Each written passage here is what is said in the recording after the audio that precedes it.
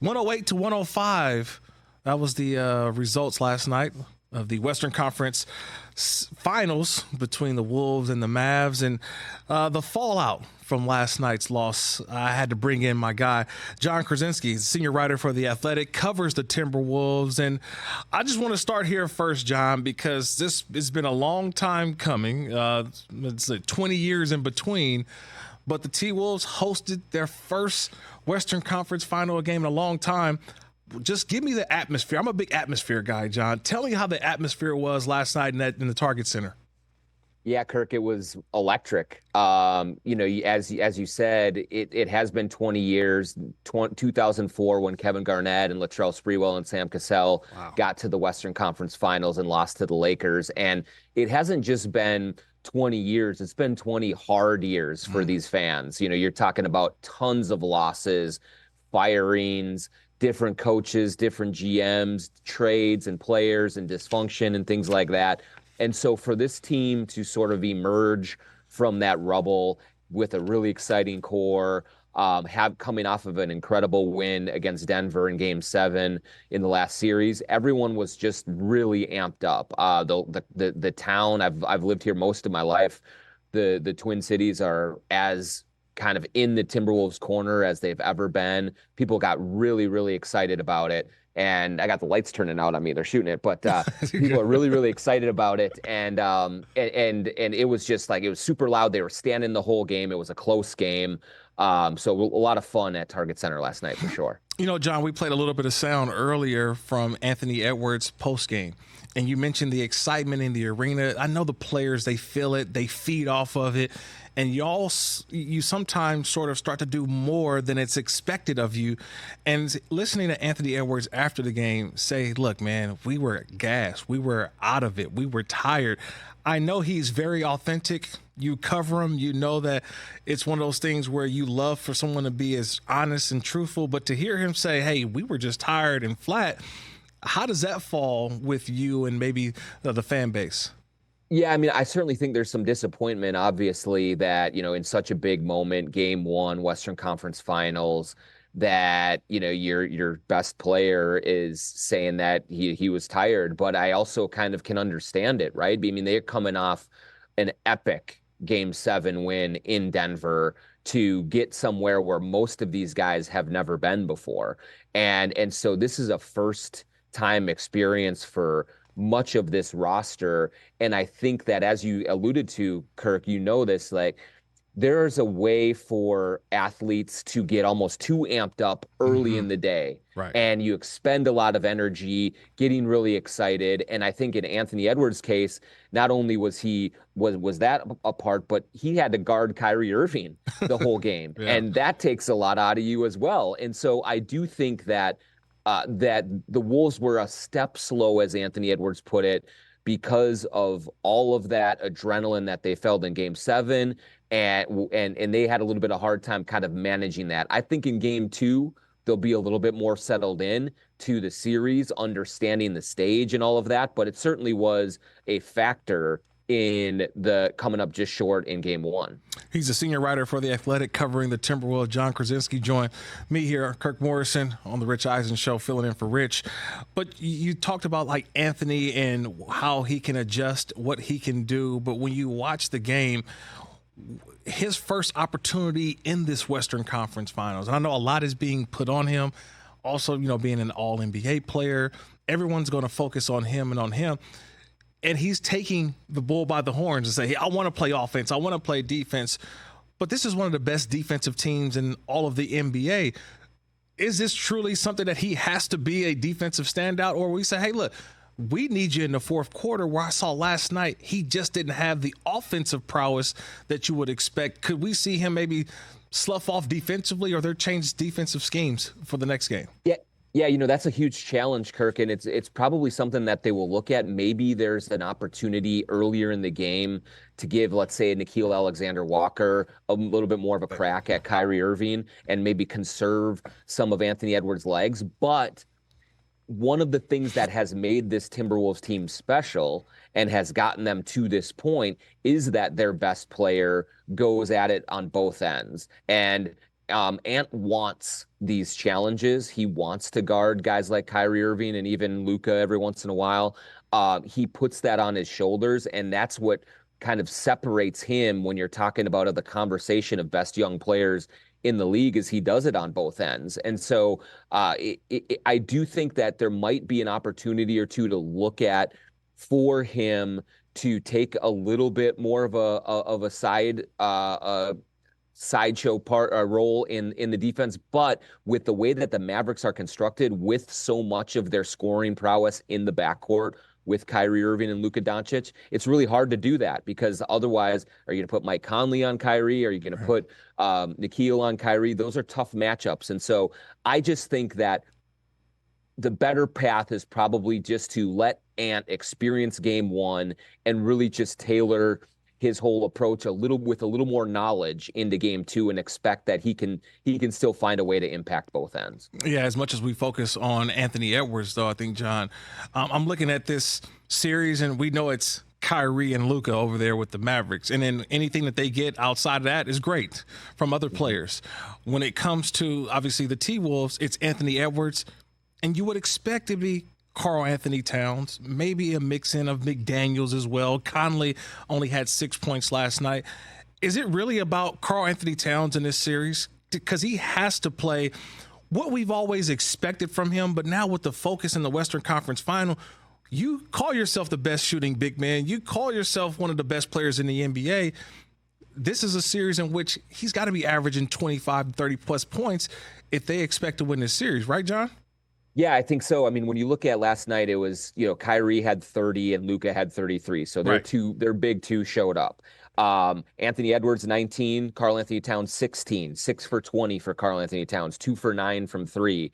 That's not going to cut it. If that's the kind of production that they get from both of their guys, and especially Towns, it's going to be a very difficult series for the Timberwolves. It is also uncharacteristic of Towns to have that kind of performance, because he normally is one of the most efficient offensive players in the league. I do like a lot of the matchups that he has in this series, whether it's PJ Washington guarding him, maybe Derek Jones Jr., Gafford switches onto him every once in a while. I think that Karl-Anthony Towns can take advantage of those, and he had some good looks that did not go down in game one, and I would expect those to go down, going forward for the rest of the series. He came into these playoffs, Kirk, with a lot of questions about his ability to play on the big stage and answer that call. I think he's been terrific against Phoenix and against Denver.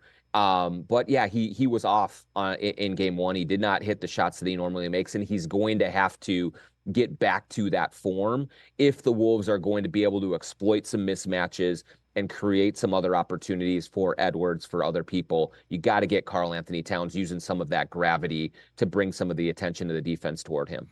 Just from you being there and seeing these guys, now they get ready for game number 2. What was the conversation like about what they need to do in order to win in game 2 and flush a game 1 where they were right there in it? We were just talking about it. They're a basket interference play away from really tying this thing up and really winning this and capturing game number 1. What's the thought process now from them on game number 2? Yeah, I mean, you look at it, and you're right, Kirk. They were so close, and they had a lot of guys that didn't play well for them in that game. And so I think there's a feeling of just get back to doing what we do best, and we'll be fine. Now, remember, this team was down 3-2 to the defending champions in the last round. They were down 20 points in the third quarter to Denver, came back and won. And so resilience and toughness is a part of this team's DNA. They were not panicking by any means after the loss last night. I do think they have to be a little bit careful, because you wouldn't think that Dallas will shoot 6 for 25 from 3 again. They had an opportunity that they let slip through their fingers, and I think there was disappointment from the Wolves in that they knew that was a winnable game last night, but they also know that they have consistently risen to the occasion when their backs are against the wall. They're 5-1 on the road in these playoffs. They're not afraid about having to go to Dallas and win a game, which obviously they have to do now, having lost home court advantage. So there's definitely a calmness and a confidence in them, but certainly there has to be a sense of urgency as well. They have to come out a much better in game 2 and try and even that series. So you fall down 0-2 with 2 losses on your home court, you're in trouble. Yeah, and they went out and won 2 games on their opponent's home court in the previous round. So they understand that this series is just getting started. We still got more games to go. So I think that they'll be able to figure some things out. But, Jon, also yesterday that was released, the All-NBA team. And the first team did not have Anthony Edwards on that first team. He was a second-team All-NBA performer.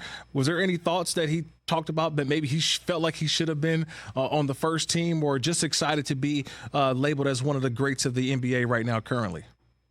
Yeah, no, I mean, Ant sure feels like he should be first team. Like Ant thinks Right. He's the best player in the league. So, so there is that from his perspective. But I do think if you look at the larger picture, at 22 years old to be a second-team All-NBA, especially Kirk in this era of the NBA where there's so much talent. I think this is the deepest talent pool this league has had maybe ever. And so when you are a second-team All-NBA in right now, that is saying something. Now, Edwards will tell you, nah, I should be first team, and maybe going forward, he will be first team in the next couple of years here as he continues his ascension to superstardom.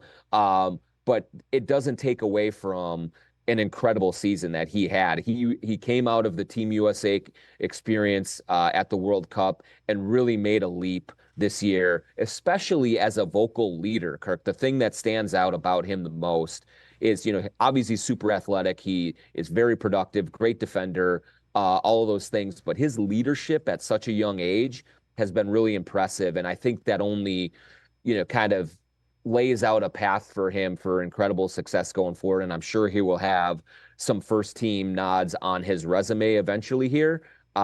Just not quite yet. We're talking with Jon Krawczynski. He's the senior writer for The Athletic, covers the Timberwolves, also the Vikings as well. I got a couple Vikings questions for you in a minute, Jon. But I know we're also still seeing this kind of play out, this dynamic of Coach Chris Finch, who sits behind the bench, and Micah Nori is right there on the floor. How are they still navigating this? Because it always, for some people, it looks different. You're like, wait, is he the head coach? Wait, he's not. Wait, this is the head coach over there. How are they still handling that dynamic of Nori being the assistant, but yet he's the one on the floor, and Coach Finch still being behind the bench? Yeah, I was just talking to Stan Van Gundy this morning about this, and Stan said he would have been going absolutely crazy if it was him in that position, having to be stuck in the second row, not being able to kind of interact with the officials and be up walking around on the sideline and giving players little tidbits and things like that. It would have drove him crazy. I'm sure that Finch feels like a sense of being shackled almost in that second row. But I think that the Timberwolves have done a very good job of navigating an incredibly unique situation. One of the things that is really playing in their favor right now is that Chris Finch is one of those head coaches that really does empower his assistants. All of his assistants have voices with the players, have big have big say in meetings, in game plans, and things like that. And so the transition to Micah Nori as the stand-up on the sideline coach is not as drastic as it may be with some other teams with head coaches that are a little bit more controlling of the situation. And so they've navigated it well to this point, certainly getting through Game 7 in Denver, getting through that entire series and getting to there speaks to the effectiveness of it. But yeah, it's still awkward. It's still really different and difficult to deal with. It's not ideal at all, but they're just trying to make the best of it. Yeah, they're making the best of it. They may have too much longer with Micah Nori, as his name is here flirting around some of these available head coaching jobs, excuse me, in the NBA. But I got to turn my attention to the National Football League, Jon, and the Minnesota Vikings. Look, they've started their OTAs right now currently, and I feel like the buzz in Minnesota is about the Timberwolves and being in the Western Conference Finals. I feel like that gives cover for the Vikings, who still have not come to an agreement for an extension with Justin Jefferson, I know it's coming. We know it's going to be the richest contract in NFL history, especially for the wide receiver position. At what point does this thing get done in his absence so far from the OTAs? Yeah, Kwesi Adolfo-Mensah, the GM of the Vikings, has been very vocal that this is going to happen. We're going to make this happen. And so I don't think there's any real concern just yet about it. But I think ideally, especially with just drafting JJ McCarthy at quarterback and bringing in another new quarterback in Sam Darnold, the sooner that you can get it done and get him into the voluntary portions of these workouts and then getting ready for mini camp in June, that would be ideal. To have that done so he can get out on the field and work with these quarterbacks and get them involved and get them acclimated to the offense and build some rapport and chemistry with them. That would be the best case scenario. Is it going to happen in the next day or two? I'm not sure. I mean, Jefferson was at the Wolves game last night watching, so you never know. It could be closing in here, but I think you have to get it done before the mandatory mini camps, just so that you can kind of have that put behind you, really get some work in and pave the way for what's going to be a very important training camp as they try to get everyone on the same page and move on from Kirk Cousins to Sam Darnold and JJ McCarthy. Yeah, you mentioned it there, the quarterback, Sam Darnold, JJ McCarthy. My last question for you, because, John, sometimes I look into social media posts, especially by the teams. I don't know why. I'm one of those guys. I'm always looking. What is the team trying to show us? What are they trying to tell us? And I remember I went on MinnesotaVikings.com and a couple of social media posts said Sam Darnold, and they're kind of showing us pictures of Sam Darnold. And I'm saying, I hope you aren't telling us this is going to be QB1, or you're setting us up that maybe JJ McCarthy may not be ready. So they're kind of setting the stage. I don't know what is what, but I look into it way too much.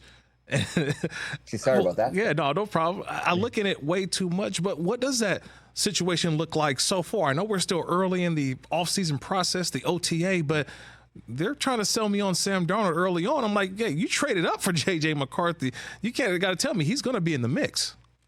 He's definitely in the mix for sure. And I think really what this is right now, Kirk, is the team trying to keep expectations low for a very new young quarterback. Right.